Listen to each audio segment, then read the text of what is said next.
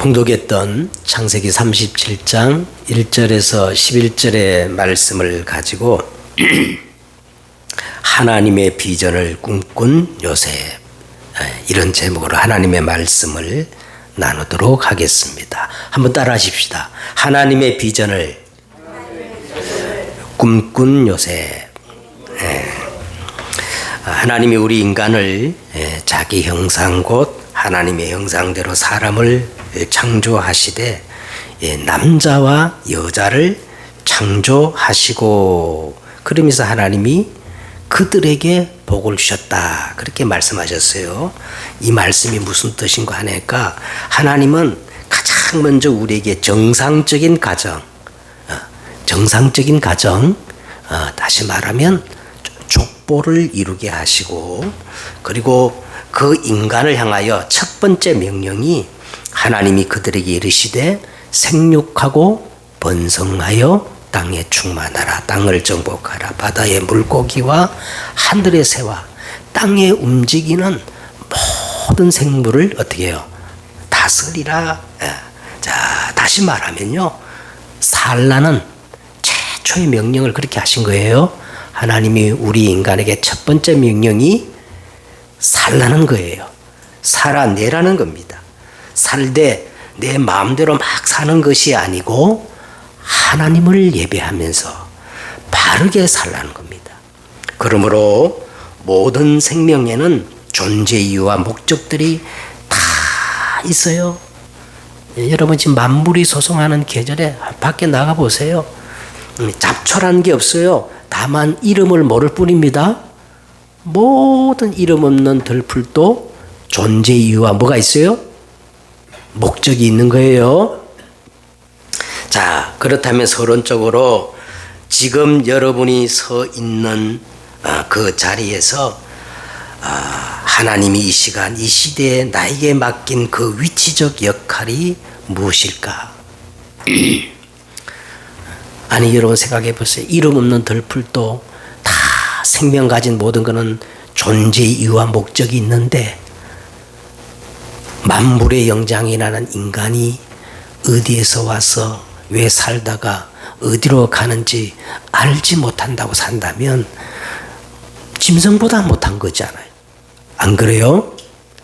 그래서 정말 우리가 이 천명, 소명, 사명, 그거를 우리는 어떻게 찾을 수가 있겠습니까?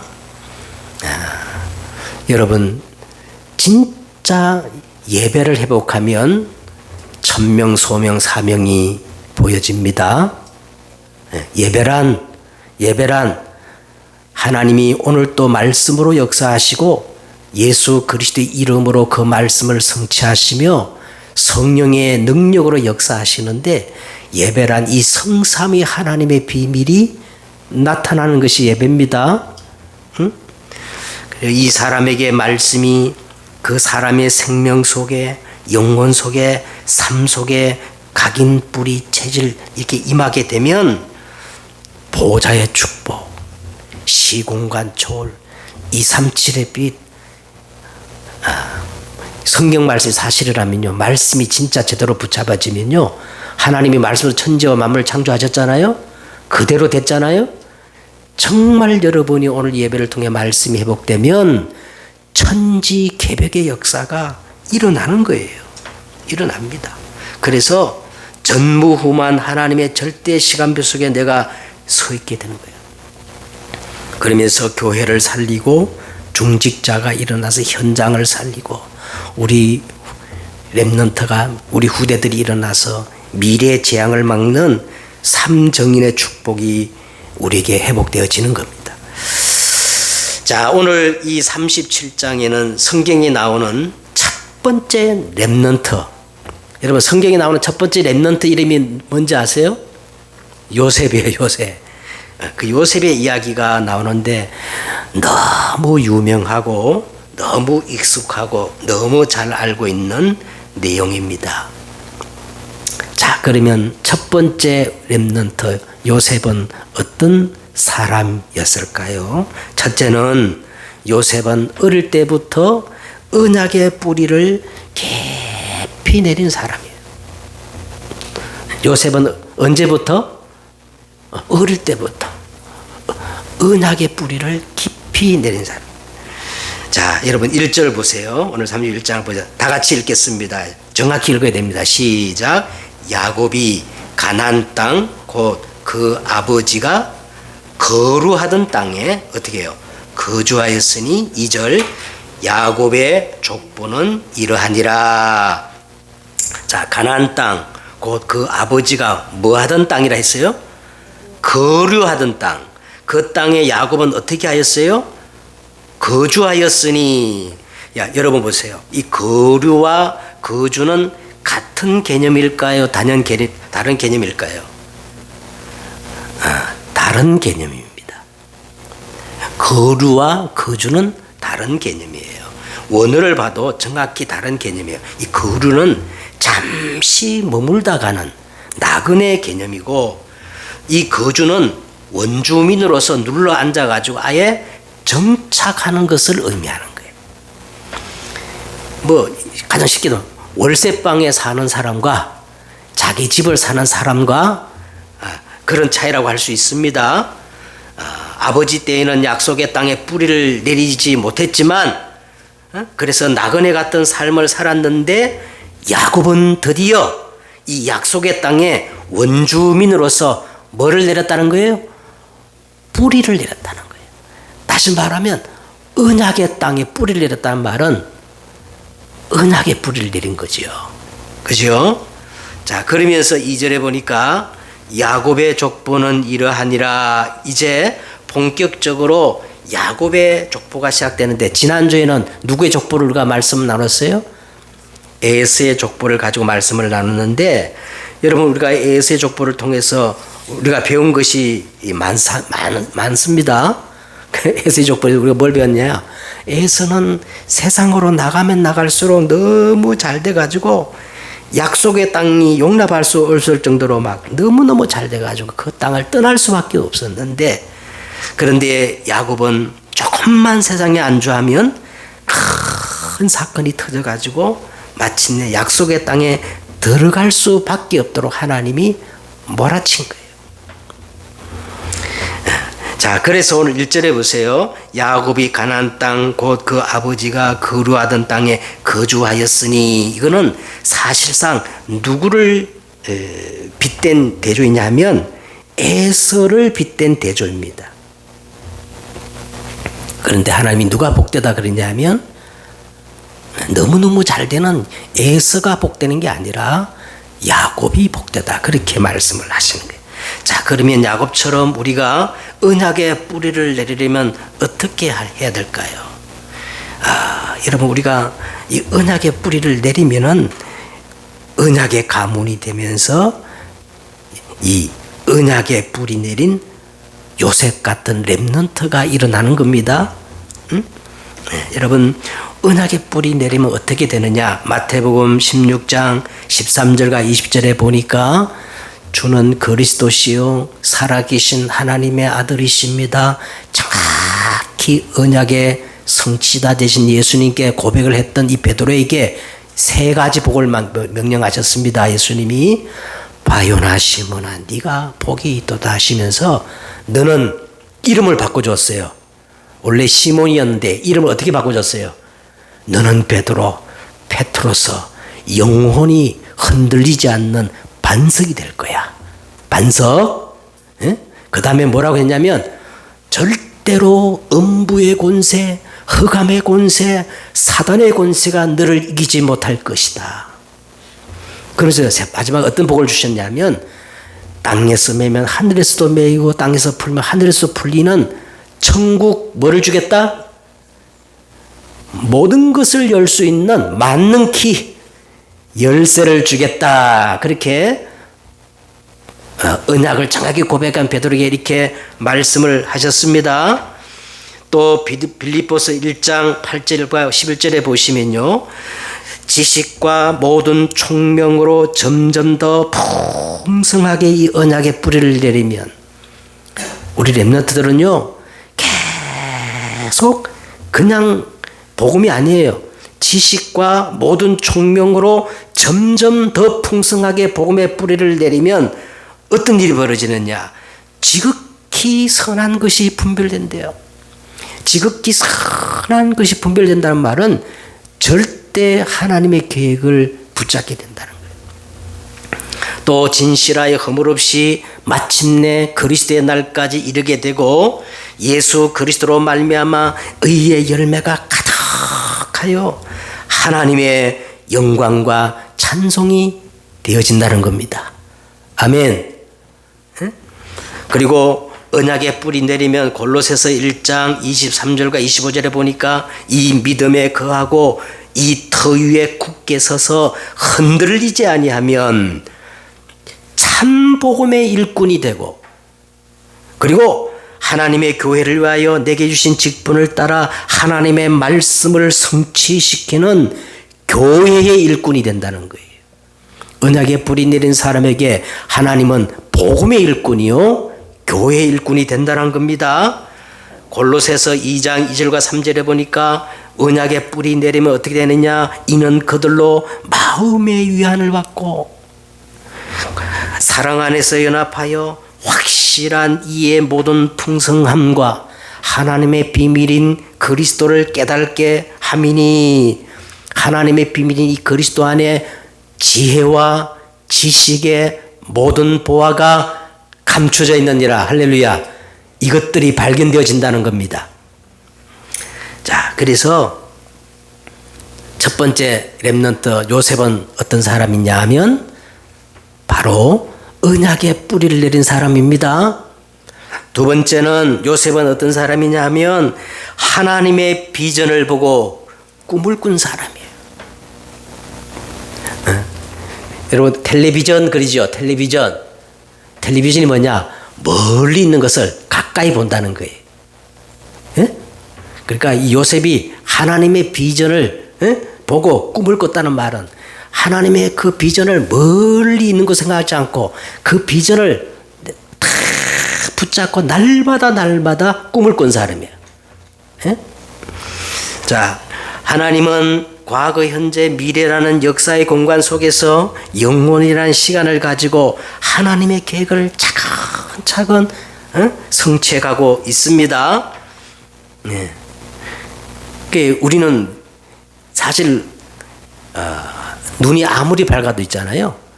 우리 한국 사람은 2.0 최고래요. 근데 저 몽골 사람들은 한 2.5까지 간다네요. 시력이 그렇게 좋대요. 인간이 아무리 시력이 좋다 2.5도 안 되는 인간이 영혼이라는 시간표를 두고 하나님이 역사하시는 이것들을 볼 수가 없어. 자, 그런데 오늘 요셉이 그걸 보고 하나님의 비전을 보고 꿈을 꿨거든요. 자, 그러면 하나님은 누구에게 이 하나님의 비전을 보게 하시고 꿈을 꾸게 하실까요? 자, 2절을 보세요. 2절에 우리 2절 한번 다 같이 읽겠습니다. 시작. 야곱의 족보는 이러하니라. 요셉이 17세의 소년으로서 그의 형들과 함께 양을 칠 때에 그의 아버지의 아내들 비라와 실바와 아들과 더불어 함께 있었더니 그가 그들의 잘못을 아버지께 말하더라. 자, 여러분 이 요셉은 첫 번째 렘넌트로서 우리는 지금까지 사실 요셉의 좋은 점만 들어왔어요. 자, 요셉이 17살에 하나님이 2번이나 주시는 확실한 꿈을 꿨는데 요셉의 곡식단이 일어서더니 형들의 단들이 다 요셉의 단단하게 절을 하는 꿈을 꿨고 두 번째 꿈이 뭐였어요? 해와 달과 형들의 11별이 요셉의 별에게 어떻게 해요? 절을 하게 되는 이 꿈을 꾸게 된 겁니다. 이 꿈은 사실상 이렇게 이해하면 돼요. 요셉을 통해서 하나님이 뭘 하시겠다는 거예요? 세계 복음화를 하시겠다는 그런 비전입니다. 자, 그런데 요셉이 과연 이 꿈을 꾸자마자 처음부터 그 의미를 알았을까? 오늘 여러분 11절까지 문맥을 보면 요셉이 딱 꿈을 꾸자마자 이 꿈의 의미를 처음부터 알았을까요? 몰랐을까요? 몰랐어요. 꿈을 꿔서 처음에 몰랐어요. 그런데 요셉이 왜 그렇게 지나칠 정도로 마음에 담지 못하고 이렇게 막 꿈 얘기를 막 동네방네 막 돌아다니면서 이렇게 말을 했느냐? 자, 보통 우리가 지금까지 들었던 인본주의 해석을 따르면 요셉은 어린 나이에 꿈을 꾸어서 그 꿈을 이루기 위해서 모진 환난과 핍박 속에 그 연단 속에 낙심하지 않고 부단히 노력한 결과 마침내 그 꿈을 이루어 세계 최고의 강대국 애굽의 군부총리가 되어 모든 가족을 살렸다. 자, 여러분 그렇게 되어지면 성경은 위인전이 되어지는 겁니다. 그 위인 얘기를 하는 게 아니에요. 에? 자, 보세요. 요셉은 스스로 꿈을 꾼 게 아니라 하나님이 요셉에게 하나님의 비전을 하나님이 보여준 거예요. 그 주체가 누구예요? 요셉이 훌륭한 게 아니고 누가? 하나님이 하나님의 비전을 요셉이라는 허물 많고 제가 이제 말씀을 드리겠습니다. 요셉은 우리와 같은 똑같은 사람이에요. 그런데 이 하나님의 꿈을 딱 보였을 때 요셉은 그 꿈을 붙잡고 24시 꿈을 꾼 거예요. 처음에는 몰랐어요. 자, 그러면 자 오늘 보세요. 요셉이 누구와 함께 있었는가? 2절을 한번 보세요. 요셉이 지금 누구와 함께 있느냐 하면 형들인데 그냥 형들이 아니고 비라와 실바의 아들들과 함께 있었다. 그렇게. 여러분 비라와 실바는 누굽니까? 비라와 실바는 누구예요? 몸종들이야. 몸종들. 예? 예. 그러니까 종들의 자식이에요. 예? 서자들이에요. 서자. 다시 말하면 요셉은 누구와 어울렸느냐 하면 불량스러운 그런 형들과 어울렸다는 거예요. 그러면 성경이 이상한데요. 여러분 성경을 그렇게 읽어야 됩니다. 성경을 자꾸 포장하지 말고 성경을 있는 그대로 해야 돼. 요셉은 어릴 때 누구랑 어울렸다고? 불량스러운 형들과 어울렸다는 거예요. 자, 또 한 가지 두 번째 보세요. 그가 그들의 잘못을 아버지께 말하더라 그랬어요. 우리 성경을 보니까 요셉이 형들의 잘못을 그대로 아버지께 말했다고 되어 있는데 이제 이 히브리 원문에는 그런 말이 아닙니다. 정확하게 요셉이 형들의 잘못된 그 행동 거지를 이 팩트를 아버지께 그대로 전달한 것이 아니고 자기의 감정을 담아서 험담을 했다는 거예요. 험담을 했다는 거예요. 왜냐하면 요셉이 보기에는요, 그들은 서자고 종들의 자식이거든요. 에? 자, 그래서 계속 아버지께 가가지고 형들의 험담을 했어. 자, 그러면 요셉이 미움받을 짓을 했어요, 안 했어요? 분명히 요셉은 형들로부터 미움받을 짓을 했습니다. 또 있어.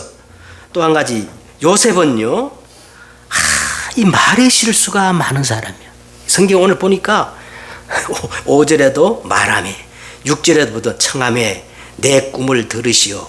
9절에도 보니까 말하여 이르되, 10절에도 그가 그의 꿈을 아버지와 형들에게 말하매, 하도 이 말실수가 많으니까 아버지가 그를 꾸짖었다는 겁니다.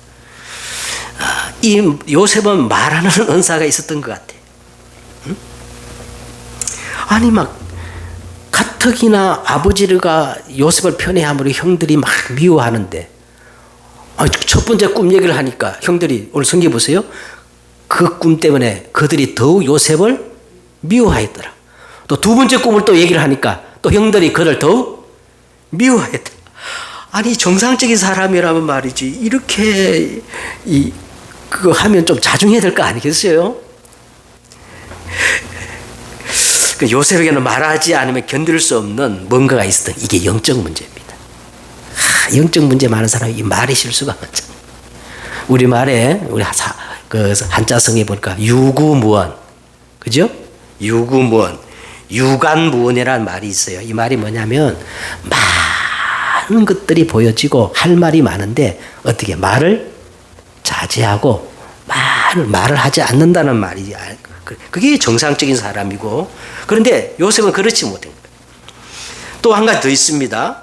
요셉이 그들에게 이르되 청하여 내가 꾼 꿈을 들으시오. 자, 요셉이 이 말을 할 때에 꿈의 의미를 몰랐다 그랬죠. 그러면 막 형들을 억지로 불러 청해가지고 내 꿈을 들으라고 했는데, 그러면 도대체 그 의도가 뭡니까?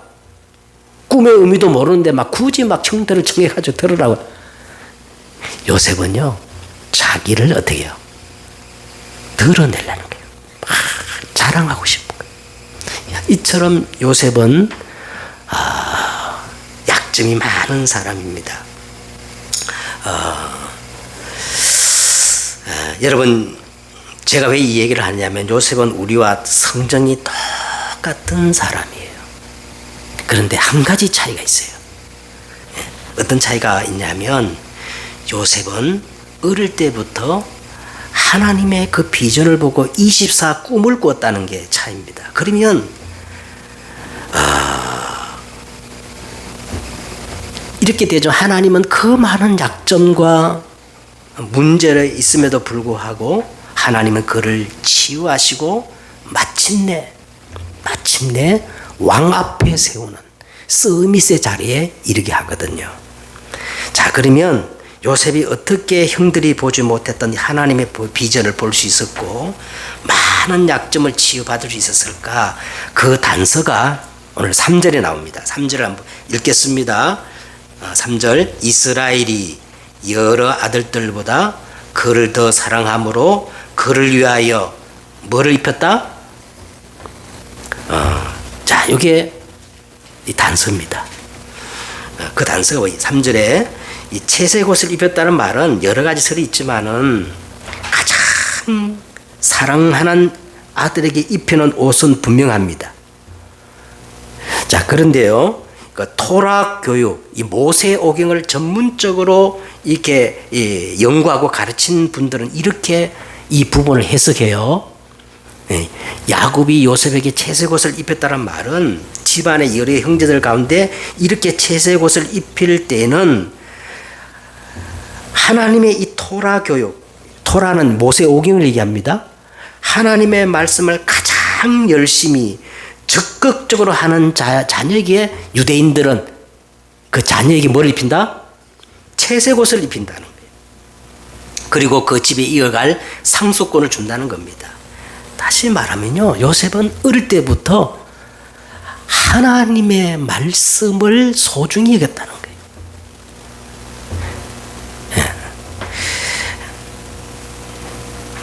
10절을 보세요. 그가 그 꿈을 아버지와 형들에게 말하니 아버지가 그를 꾸짖고 그에게 이르되 내가 꾼 꿈이 무엇이냐?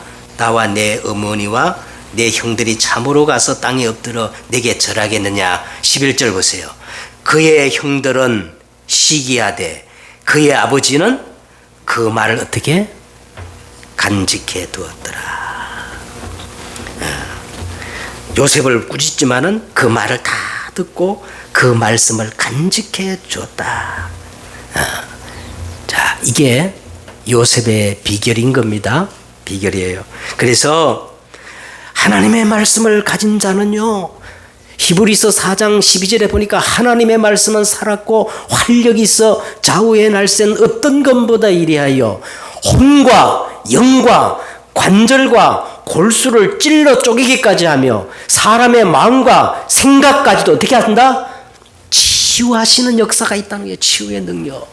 그래서 요셉의 그 많은 약점에 불구하고 말씀 하나 제대로 붙잡으니까 하나님은 그 모든 것들을 치유해가지고 서밋의 자리에 올리게 하시는 거예요. 우리 랩런트들 어릴 때 성경 암송을 좀 많이 하세요. 응? 암송. 자, 그리고 하나님은 말씀을 가진 자에게 뭘 주시느냐? 비전을 보여주시고 꿈을 꾸게 하십니다. 그래서 우리가 하나님의 말씀을 배우고 깨달아 간다는 것은요, 그 어떤 것보다 우선시해야 돼요. 우선시해야 돼요. 자, 디모데후서 3장 14절에 보니까 그러나 너는 배우고 확신한 일에 거하라. 너는 내가 누구에게서 배운 것을 알며 또 내가 어려서부터 성경을 알았나니. 그래서 뭐라고 말합니까? 성령은 능히 너로 하여금 그리스도 예수 안에 있는 믿음으로 말미암아 구원에 이르는 지혜가 있게 하느니라.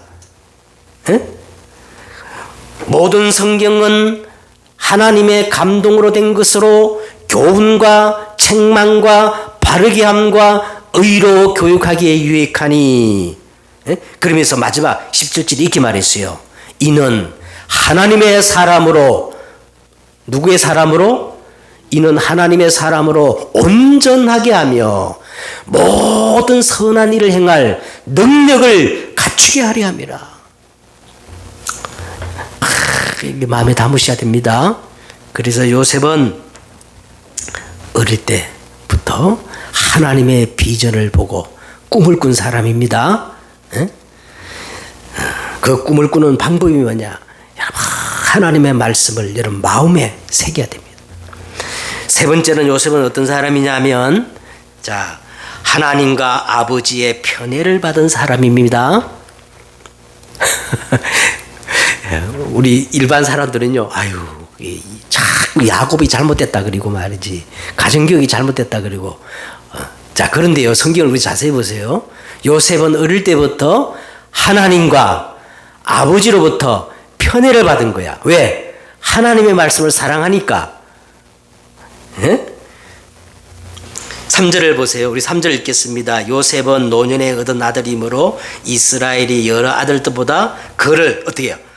더 사랑했다, 편했다. 그를 위하여 채색 옷을 지었더니 그의 형들은 아버지가 아들보다 그를 사랑함을 보고 그를 미워하여 그에게 편안하게 말할 수 없었더라. 자, 형들은 이것 때문에 그를 미워하고 시기했지만 하나님과 요셉 사이, 야곱과 요셉 사이는 더 이상 좋을 수 없는 아주 좋은 관계가 되었다는 것, 성경은 이걸 말하는 겁니다. 여러분, 하나님의 사랑이 공의롭다고 생각하십니까? 아니면 하나님의 사랑은 절대 공평하지 않다고 생각하십니까? 어떤 사람은 그것 때문에요, 예수 안 믿는 사람은 제가 봤어요. 우리 처남인데 왜 교회에 예수 안 믿으라고 할까? 아니, 하나님이 말이야, 또 사람을 공평히 사랑해야지. 이스라엘만 그렇게 막 잘해주고, 가나안 땅 사람을 그렇게 쳐주기도 되냐고 말이야. 여러분, 하나님의 사랑은 절대 공평하지 않아요. 편애적입니다. 그 증거로 보세요. 예수님이 나같이 벌레만도 못한 인간을 위해서 어떻게 죽으셨어요? 그 자체가 공평하지 않아요. 안 그래요? 좀 훌륭하고 막 대단하고 인격이 좋은 사람들 위해 죽었다면 이해가 가는데, 나같이 벌레만도 못한 인간을 위해서 예수님이 십자가에 죽으셨다는 그 자체가 공평하지 않습니다. 자, 한 가지 더 증거되겠어요. 수천 명의 사람들이 있는데 아버지 눈에는 오직 누구만 보입니까? 자기 아들만 보여. 수천 수만의 사람이 모였을지라도 자기 눈에 확 들어오는 사람은 아버지 눈에는 누구만 보여요. 자, 그래서 어느 아버지든 하나님의 사랑은 공평하지 않습니다. 하나님의 사랑은 아주 독점적이에요. 어떤 면에서 여자들 그 질투처럼 아주 질투심이 강하고 뿐만 아니라 이해에 불과한 거예요. 이해에 불과한 겁니다. 여러분, 스바냐 3장 17절에 보니까 너희 하나님 여호와가 너희 가운데 계시니 그는 구원을 베푸실 전능자이시라. 그가 너로 말미암아 기쁨을 이기지 못한대요. 하나님이 나 때문에 기쁨을 이기지 못한대. 에? 너를 잠잠히 사랑하시며 너로 말미암아 즐거이 부르며 기뻐하시리로다. 여러분, 이 잠잠이란 말은요, 아주 큰 의미입니다. 잠잠이란 말은 묵묵히 변함없이 끝까지 책임지시는 그 사랑을 잠잠이라 그러거든요. 그게 나를 향한 하나님의 사랑이라. 예? 공평해요, 편애적이에요? 편애적이에요. 예? 로마서 5장 6절 8절 10절에 보니까 우리가 아직 죄인 되었을 때, 우리가 연약할 때, 하나님과 원수 되었을 때 그리스도께서 우리를 위하여 십자가에 죽으심으로 하나님께서 우리에 대한 자기의 사랑을 확정하셨느니라. 로마서 32장에서 36절에 보세요. 자기 아들을 아끼지 아니하시고 우리 모든 사람을 위하여 내주신 이가 어찌 그 아들과 함께 모든 것을 우리에게 주시지 아니하겠느냐. 그러므로 그 어떤 것도 우리를 우리 주 그리스도 예수 안에 있는 하나님의 사랑에서 끊을 수 없느니라. 갈라디아 2장 20절을 보세요. 하나님이 세상을 이처럼, 나 같은 죄를 이처럼 사랑하셔서 어떻게 나를 살리기 위해서 자기 몸을 버릴 수 있단 말입니까? 저는 솔직히 이해가 안 돼요. 설교는 그렇게 하지만 이해가 안 돼. 어떻게 나 같은 인생을 위해서 영광보자 다 버리시고 자기 자신을 버려서 십자가를 지신 이 그리스도의 사랑. 에? 요셉은 어릴 때부터 이 사랑을 깨달은 사람이에요. 그렇죠? 하나님과 아버지로부터 편애를 받은 사람이 요셉입니다. 결론을 맺겠습니다. 이제 나의 족보, 나의 톨레도트. 자, 2절 한번 다시 돌아가기. 2절에 보니까 야곱의 족보는 이러하니라. 요셉이 17세 소년으로서, 자, 지금 보세요. 지금부터 누구의 족보를 얘기하겠다는 겁니까? 야곱의 족보를 해놓고, 그 다음에 실제로 누구 얘기를 하는 거예요? 요셉의 이야기를 하는 거예요. 그러면 이 요셉의 이야기가 한 장으로 끝나느냐? 그렇지 않아요. 창세기 50장까지 계속 요셉의 이야기가 지금 나오고 있어요. 그래서 어느 신학자는 이 대목에서 단정적으로 이렇게 말합니다. 사실상 요셉의 이 장대하고 드라마틱한 이야기는 이스라엘 야곱의 족보를 이야기하는 것이다. 그래요. 야곱의 족보. 자, 그러면 요셉은 누구를 예표합니까? 예수님은요, 가룟 유다가 은 30에 예수님을 팔아버렸잖아요. 근데 성경에 보니까 요셉은 형들이 얼마에 팔아요? 은 20에 팔아버려요. 그러면 요셉은 누구를 예표하는 거야? 예수 그리스도를 예표하는 거예요. 예? 그러므로 이 야곱의 족보는 영원으로 이어지는 족보야. 이 요셉의 이야기는 단순한 요셉의 이야기가 아니라 하나님은 지렁이 같은 야곱을 구속하셔서 그를 통해 이름을 바꿔주잖아. 그죠? 이스라엘, 하나님 나라를 이루게 하셔서 그 속에 렘넌트 요셉을 세워서 뭘 하시겠다는 거예요? 세계 복음화를 완성해 가시고자 하시는 하나님의 비전이요, 하나님의 꿈 이야기입니다. 자, 그렇다면 창세기는 결국 무슨 이야기냐면 그리스도와 세계 복음화, 이게 이 창세기의 내용입니다. 이것이 하나님의 꿈이요 비전이에요. 결국 우리 인생은 야곱의 족보, 야곱의 족보인데 누구의 이야기로 써내려가야 합니까? 나를 통한 그리스도의 이야기, 하나님의 나라, 렘넌트, 세계의 복음화로 써내려가야 할 줄 믿습니다. 그래서 우리가 세 가지 뜰을 놓고 기도해야 돼요. 세 가지 뜰을 꼭 기억하셔야 됩니다. 구약의 성전을 지을 때, 성막을 보면 세 가지 뜰이 있었거든요. 첫째, 우리 후대가 우리를 기념할 만큼 아이들의 뜰을 세워야 돼요. 두 번째는 대적의 성문을 차지할 만큼 기도와 서밋, 기도의 뜰을 우리가 회복해야 합니다. 그 다음에 237 오천종족 다민족과 연결되어지는 이방인의 뜰들이 우리에게 세워져야 돼요. 이게 하나님이 나를 통해서 이루고자 하는 야곱의 족보, 요셉의 스토리입니다. 이거 꼭 붙잡고 기도하는 여러분 되시기를 주 예수 이름으로 축복합니다. 드리겠습니다.